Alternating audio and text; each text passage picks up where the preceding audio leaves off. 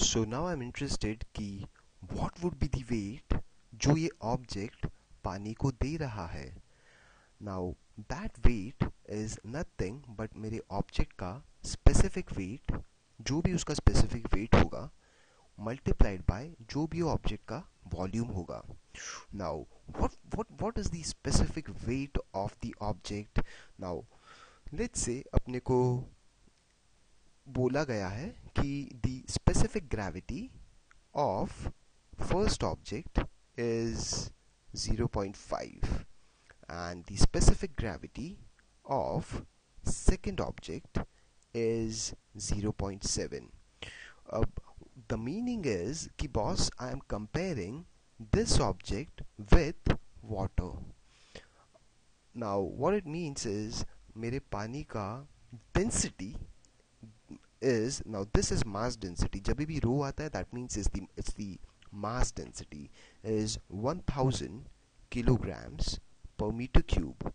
अब अगर मुझे बोलता है कि बॉस मेरा specific gravity is 0.5 of that of water, that means कि जो भी मेरे पानी का density है उसका 0.5 is the density of this object, and जो भी मेरे पानी का density है, if you multiply that by 0.7 is the density of my second object.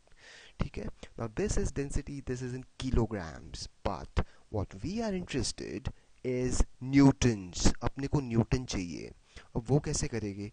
Now this is called as mass density. We are interested in weight density. Now that's very simple. Now weight density of, this is water and this is water.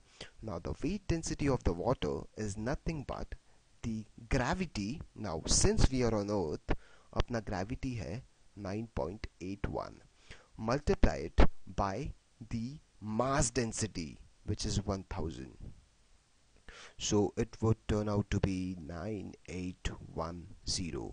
अभी अपना Newton रहे, अभी अपना unit Newton में रहेगा. So this is Newton per meter cube. ठीक है. So अगर मेरे पानी का डेंसिटी 9810 है, वेट डेंसिटी 9810 है, तो मेरे ऑब्जेक्ट वन का वेट डेंसिटी क्या होगा?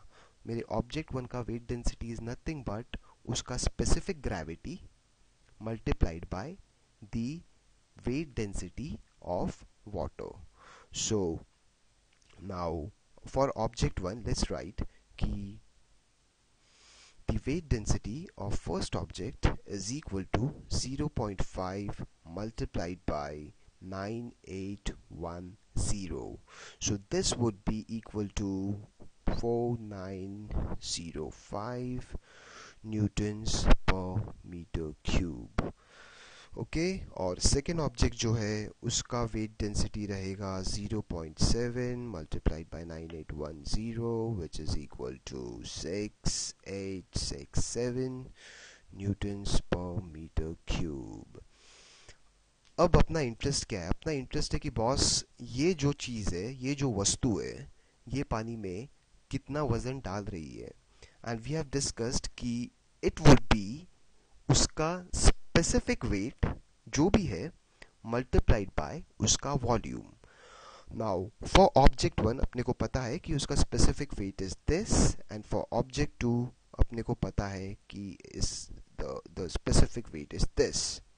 Now we are interested to know कि बॉस मुझे वॉल्यूम भी पता करना है, तब मुझे पता चलेगा कि व्हाट इज द फोर्स जो ये ऑब्जेक्ट पानी में डाल रहा है. नाउ द वॉल्यूम इज, अपने को दिया हुआ है कि ऑब्जेक्ट 1 का dimensions are 1 into 1 into 1 in meters.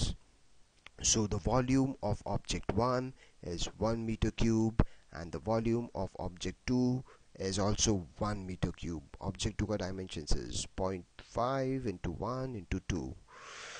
अब मुझे पता है कि now we can calculate कि what is the force जो object 1 पानी को दे रहा है. So that is nothing but object 1 का weight density into object 1 का volume. So the force that the object 1 is putting in the water is the specific weight of object 1, which is 4905, multiplied by the volume of the object 1, which is 1. So this would be 4905 newtons. Now this is the force जो ये object पानी को दे रहा है. Now let's talk about object 2. Now object 2 का specific weight है 6867 और उसका वॉल्यूम है 1 metre cube this. So again the force जो ऑब्जेक्ट 2 पानी को दे रहा है is 6867 newtons. And now we know कि जितना वजन ये ऑब्जेक्ट का है उतना ही वो पानी को डिस्प्लेस कर पाएगा.